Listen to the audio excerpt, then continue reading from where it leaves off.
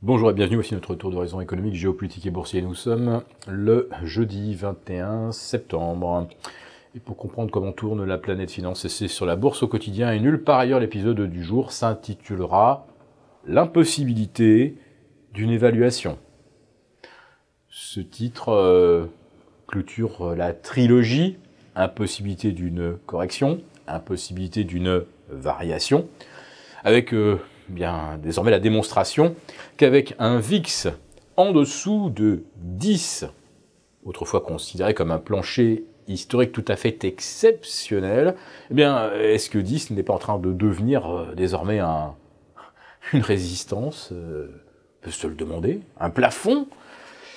L'indice du stress a inscrit hier une de ses 5 plus basses clôtures de l'histoire à 9,75, subissant une chute de plus de 4%, alors que les indices US ont gagné entre 0,10 et 0,20 pour le S&P et les Dow Jones, et le Nasdaq perdait symétriquement moins 0,10. Autrement dit, on peut parler de quasi-stagnation avec un biais légèrement haussier du marché américain, et derrière le VIX qui continue de s'enfoncer. Or aujourd'hui, toutes les décisions d'investissement pour ce qui concerne les actions, c'est le VIX qui fait référence. Est-ce qu'on est dans une période de stress, minimum, moyen, grand? Là, on est même en dessous d'une période de stress minimum.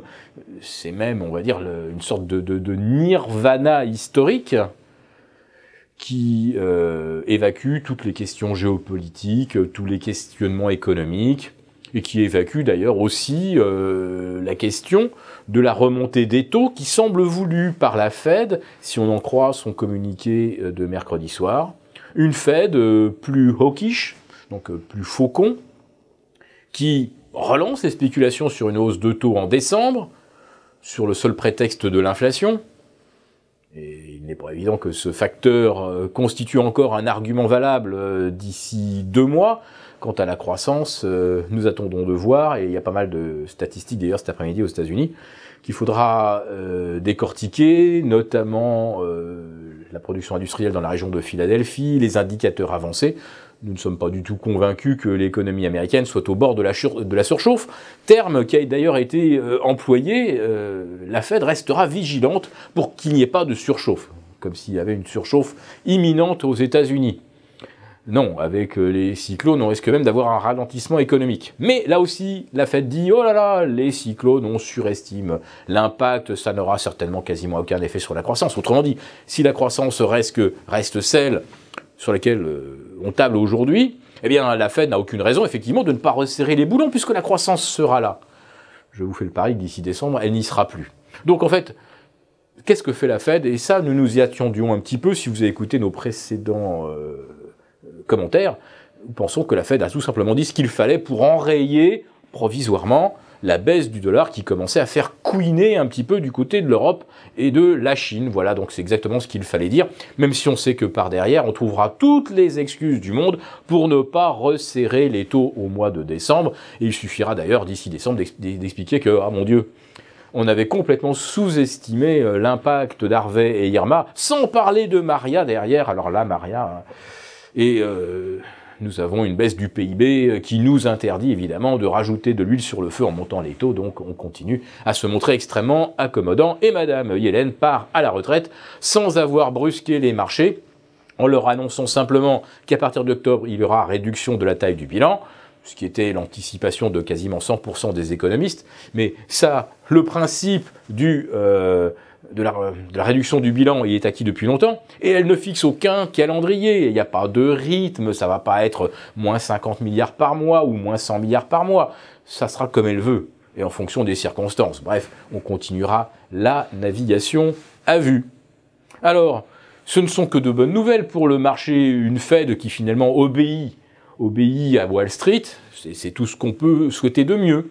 Donc effectivement, voilà, le VIX retombé sous la barre des 4.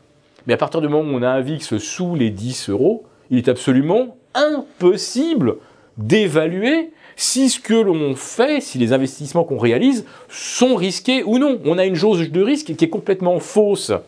Mais quand vous investissez dans un marché qui monte depuis maintenant 9 ans, quand vous achetez des actions à des multiples qu'on n'a pas vus depuis 1929, quand les positions, justement pour détenir des actions, ces positions à crédit sont les plus élevées de l'histoire, quand on est sur un éloignement par rapport aux moyennes mobiles, et notamment les moyennes mobiles à 200 semaines, qui est le maximum qu'on ait vu d'ailleurs depuis, à nouveau, 1929. On a un écart de 60% du Dow Jones à désormais 12 400 par rapport à sa moyenne mobile longue qui, elle, se situe aux alentours de 14 000.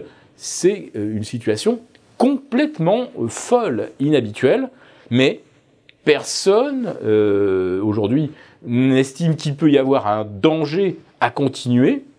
D'ailleurs, la Fed, à aucun moment au cours de son communiqué de mercredi, n'évoque un questionnement sur la valorisation des actifs. On ne se pose même pas la question. De toute façon, on essaierait de se poser la question. De toute façon, il y a impossibilité d'évaluation.